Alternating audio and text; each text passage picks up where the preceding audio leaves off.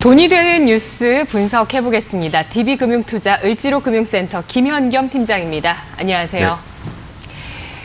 네, 오늘 돈이 되는 뉴스 첫 번째 타이틀은 드론 택배입니다. 2025년에 상용화하겠다는 정부의 보관이 나오고 있습니다. 최근 그 규제를 개혁하는 여러 가지 정부의 정책들이 나오고 있는데 드론 규제 혁파 로드맵이 나왔습니다. 드론 관련주 봐야 될까요? 네, 지금 드론 관련된 그런 좋은 이야기라고 할 수 있겠습니다. 일단 이런 이야기들은 이미 진작에 나온 그런 상황인데요. 그럴 때마다 이제 드론 관련주들이 이제 좀 움직이곤 했습니다. 하지만 실제적으로 드론 관련주 중에서 꼽을 기업들이 정말 많지 않는 것 같아요. 상장 주식 중에서는. 거기서 가져온 종목은 이제 JCN 시스템입니다. JCN 시스템은 원래 이제 주력으로 하고 있는 부분은 컴퓨터 관련 제품의 이제 유통입니다. 보통 메인보드와 그래픽 카드 등을 이제 유통을 하는 회사인데요. 작년 초나 재작년 정도였죠. 코인이 굉장히 인기를 끌고 그런 이제 채굴이라고 하죠. 이 채굴이 굉장히 활발할 때 이 그래픽 카드의 가격이 굉장히 뛰었습니다. 그때 이제 수혜를 받던 그런 회사였는데요. 동사는 이제 사실 이 드론 관련된 그런 유통 사업도 하고 있는 상황입니다. 세계 최대의 드론 제조업체인 브랜드 DJI 중국 회사인데요. 이 중국 회사와 파트너십 계약을 맺고 국내에서 이제 관련된 드론 제품을 이제 팔고 있습니다. 홍대에 가시면 이제 오프라인 매장도 가지고 있기 때문에 사람 굉장히 많더라고요. 그런 부분에서 이제 가지고 있지만 실제적으로 지금 정부에서 하려고 하는 이런 드론 택배 이런 부분들은 앞으로 좀 가야 할 길이 좀 먼 부분이죠. 그렇기 때문에 사실 JCN 시스템과 그렇게 관계가 있다라고 하기는 좀 애매합니다. 하지만 현재 가장 전 세계에서 많이 팔리고 있는 그런 DJI와 이제 협력을 해서 국내 총판을 맡고 있기 때문에 일단 그나마 좀 관련이 있지 않느냐라고 좀 말씀을 드려보고 싶고요. 또 동산 이제 차세대 성장 동력으로 또 대만의 HTC와 VR 관련된 또 사업을 협력을 하고 있습니다. 이렇게 동사는 제조는 하질 못하고 이제 그런 가장 유망한 분야의 회사들과 이제 국내 총판 위주의 유통 사업을 하고 있다라고 보시면 좋을 것 같습니다. 그렇기 때문에 등급은 높게 줄 수는 없을 것 같고요. 약 3등급으로 좀 말씀을 좀 드려보고 싶고요. 하지만 동사에 지금 가격적인 메리트가 있기 때문에 충분히 접근이 가능할 것 같습니다. 매수가는 4,660원, 목표가 6,000원, 손절라인 4,300원 말씀을 드리겠습니다. 네. 커나가고 있는 드론 산업, 중요도가 강조되고 있는 드론 산업입니다. 중국은 세계 최대의 기업을 이미 보유하고 있네요. 키워둔 상황이고요. DJI라고 합니다. 우리 기업 가운데서는 그에 좀 견줄 수 있는 기업 아직은 없는 것 같네요. 유통하는 기업으로 오늘 선정을 해주셨고요. JCN 시스템 매수가 4,660원, 목표 주가는 6,000원, 손절가 4,300원 제시했습니다. 돈이 되는 뉴스 두 번째 타이틀입니다. 두 번째는 삼성전자입니다. 삼성전자의 브랜드 가치에 대한 평가 해외에서들 많이 하잖아요. 근데 이거 흘려 들으면 그냥 그런가 보다 하지만 또 자세히 들으면 정말 대단한 삼성이다라는 생각 듭니다. 어떻게 평가하시나요? 예, 맞습니다. 삼성은 이제 B2B, B2C 모두 하는 회사죠. 특히 B2C로는 이제 스마트폰이나 가전 제품으로 이제 전 세계에서 널리 알려져 있는 그런 상황이죠. 아무래도 이런 브랜드 가치는 B2B 기업보다는 B2C 기업이 아무래도 강세일 수밖에 없고 동사에도 역시 B2C에 강점을 갖고 있는 분야들이 있기 때문에 이렇게 브랜드 가치가 계속해서 올라가는 것이 아닌가 판단을 하고 있습니다. 일단 동사 같은 경우는 3분기 영업이익이 7.7조 원으로 발표가 됐죠. 발표가 되면서 시장 가이던스 7.1조 원보다 더 많은 그런 실적 발표가 있었습니다. 어닝 서프라이즈라고 할 수 있겠는데요. 이렇게 이제 좋은 실적이 나왔던 이유는 이제 무선 스마트폰 무선 부분과 디스플레이 사업부의 이제 원가 절감 그리고 거기에 따른 수익성 개선이 원인이다라고 현재 이제 판단을 하고 있습니다. 아직 확정 실적이 나온 것이 아니기 때문에 더 구체적인 것은 확정 실적이 나와 봐야 더 정확히 알 수 있을 것 같지만 일단 실적 발표 이후에 나온 보고서들을 보시면 이 정도로 좀 요약을 하고 있습니다.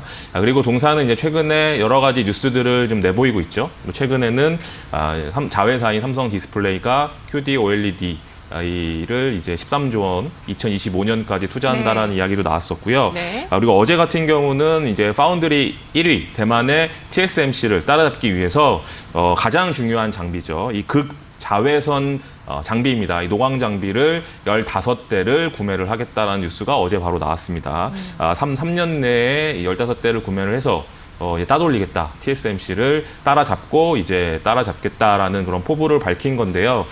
이 극자외선 장비가 왜 중요하냐면 이 장비가 없으면 이 EUV를 통해서 제품을 만들 수가 없습니다.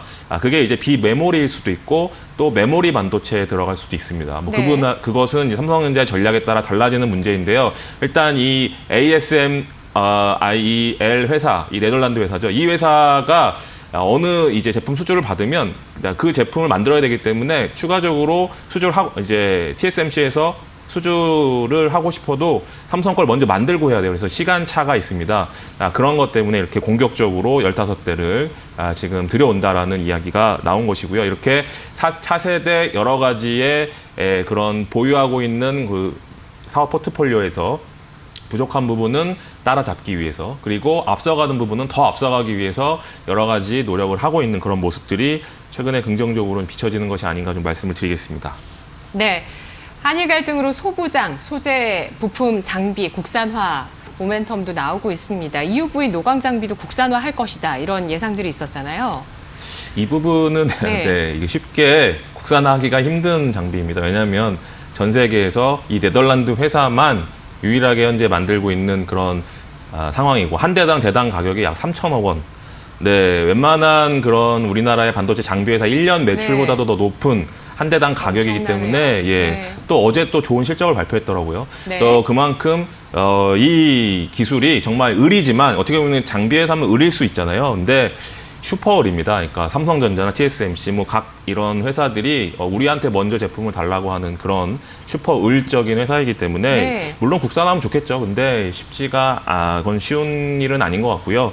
일단 그래서 이제 등급은 2등급으로 좀 말씀을 드릴게요. 왜냐하면 가격적인 메리트가 좀 애매하기 때문에 네. 지금 글로벌리한 지금 시황이 아직까지는 불확실하죠. 네. 그런 부분에 있어서 삼성전자는 그런 이제 대외적인 불확실성도 역시 주가에 녹여 넣을 수밖에 없기 때문에 물론 오늘 조정을 받고 아직까지도 5일선 위에 살아있기 때문에 긍정적으로 보고 있지만 대외적인 불확실성이 어떻게 변하느냐에 따라서 또 종목의 가격은 바뀔 수 있습니다. 하지만 현재 시점에서는 2등급으로 말씀을 드리고요. 매수가는 5만 원으로 잡겠습니다. 목표가 6만 원, 손절라인 4만 5천 원 말씀을 드리겠습니다. 네. 이렇게 불확실한 시기에 투자로 우리 경제에 활력을 불어넣고 있는 삼성전자입니다. 국내에도 투자를 하고 있고요. 매수가는 현재 5만 원입니다. 글로벌 불확실성 때문에 1등급은 못 가고 2등급 받았네요. 목표 주가는 6만 원, 손절가는 4만 5천 원 제시했습니다. 다음 돈이 되는 뉴스 세 번째 타이틀입니다. 아시아나항공에서 고효율의 항공기를 새롭게 도입해서 장거리 노선을 강화하겠다고 했는데요. 이렇게 뭐 고효율의 어떤 자동화의 장비가 들어온다든지 이러면 실적이 또 좋아지는 게 있는데 이러한 도입이 과연 기업에 어떤 영향을 미치나요? 네, 당연히 뭐 A350을 이제 10번째 이 기를 이제 도입한다라는 얘기고 이것을 이제 추후에 이제 30대까지 늘린다라는 이야기입니다. 뭐 당연히 이 차세대 비행기라고 하면 연료가 굉장히 효율적이고 연비가 좋고 또 이제 가장 최적화된 비행기이겠죠. 뭐 그 부분은 뭐 중장기적인 전략이기 때문에 아시아나뿐만 아니라 대한항공 같은 경우는 또 보잉사의 또 최신형 기종을 지금 계속해서 교체를 하고 있습니다. 네. 이렇게 항공사들은 이제 미래 전략을 이제 중장기적으로 가져가는 부분이고요. 사실 아시아나항공은 지금 이제 이슈가 그것이 중요한 게 아니죠. 네, 중요한 이슈는 이제 M&A 이슈가 가장 중요하죠. 그렇죠. 그 M&A 이제 본 입찰이 다음 달에 있게 됩니다. 아니, 날짜는 네. 정확히 나오지 않았지만 다음 달 중에 이제 본 입찰이 있게 되고요. 지금 이제 2파전으로 지금 좁혀지는 분위기입니다. 그러니까 애경그룹이 이제 스톤브리지 캐피탈과 협력을 할 것이다라는 이야기가 나오고 있고요. 이미 HDC 현대산업개발은 미래세대우와 같이 이제 참여를 하겠다라는 이야기를 이미 하고 있습니다. 근데 이 두 사 다 어떻게 보면은 한 기업이 뭐 얼마 전에 있었던 넷마블 같이 보유하고 있는 현금을 가지고 이 웅진코웨이를 이렇게 현금을 자기 돈으로 M&A를 하는 것이 아니라 이렇게 이제 재무적 투자자를 같이 껴가지고 한다라는 것은 혼자 하기가 좀 버겁다는 얘기겠죠. 뭐 그렇다고 하면 이건 좀 레버리지를, 그러니까 인수하는 기업도 레버리지를 쓰는 것입니다. 우리가 네. 부동산을 구입할 때 내 돈 현금으로 다 매수를 보통 하는 분보다는 이제 은행에서 담보대출을 받아서 투자를 하는 경우가 많이 있잖아요. 뭐 이런 것들이 다 이제 어떻게 보면은 레버리지 투자라고 할 수 있는데 네. 이 2파전에 있는 이 애경그룹과 HDC 현대산업개발 역시 이런 레버리지를 도입해서 한다라고 합니다. 현재의 이 항공산업의 분위기는 그다지 좋지 않죠. 일본의 불매운동 때문에 일본 노선이 지난달에 벌써 50% 이상 전년 대비 감소했다라는 뉴스가 나오고 있고, 역시 그렇기 때문에 지금 항공주들의 주가가 형편없이 낮은 그런 수준에 있는 건 사실인데요. 어떻게 보면 인수하는 입장에서는 지금이 오히려 적기일 수도 있습니다. 어차피 항공산업은 우리가 미래를 이렇게 보면 우리가 해외로 나가는 그런 인원은 점점 더 많아지는 건 자명한 사실이고요. 그런데 있어서 이제 일시적인 기스 현상이라고 봤을 때 오히려 이렇게 값어치가 좀 낮아졌을 때 인수하는 입장에서는 더 긍정적일 수 있습니다. 하지만 이 아시아나항공 입장에서는 그다지 긍정적인 뉴스는 아니죠. 왜냐하면 지금 아시아나항공보다 훨씬 큰 회사, 원래 예전에는 뭐 SK나 한화가 뛰어든다라는 얘기도 있었잖아요. 그런 큰 회사들이 뛰어들어서 인수를 했을 때 기업의 가치가 훨씬 더 기대가 좀 되죠. 하지만 이렇게 재무적 투자자까지 끌어들이면서 인수를 하면 네. 어떻게 보면 아시아나항공보다 더 작은 회사가 인수를 하는 것이기 때문에 나름 이제 리스크를 가지고 인수를 한다라는 관점에서는 그렇게 주가에는 도움이 되지 않을 수 있다라는 네. 관점에서 좀 말씀을 드리겠습니다. 하지만 승자의 저주 우려하시나요? 그렇죠. 그럴 수 충분히 있죠. 왜냐하면 우리가 그런 현상을 많이 봤잖아요. 그리고 웅진그룹 역시 이 코웨이를 다시 인수하자마자 3개월 만에 네. 다시 내놨잖아요. 이렇게 한치 앞을 볼 수 없는 그런 이제 환경입니다. 글로벌 환경이기 때문에 네. 이것이 어떻게 될지는 두고 봐야 되겠지만 어쨌든 지금 2파전으로 좁혀졌고 본입찰은 다음 달에 있기 때문에 지금 가격에선 한번 움직이긴 할 것 같아요. 뭐 단기적으로도 뭐 그런 관점에서 보시면 좋을 것 같고요. 등급은 M&A 이슈 모멘텀이 있기 때문에 2등급으로 좀 말씀을 드리겠고요. 네. 매수가는 5,250원, 목표가 6,500원, 손절 라인 4,800원 말씀을 드리겠습니다. 네, 알겠습니다. 본입찰 11월 앞두고 있는 아시아나 항공의 전략입니다. 매수가는 5,250원, 목표 주가 6,500원, 손절가 4,800원 제시했습니다. 규제 완화, 또 브랜드 가치, 그리고 M&A 이슈까지 있는 뉴스들 알아봤습니다. 고맙습니다.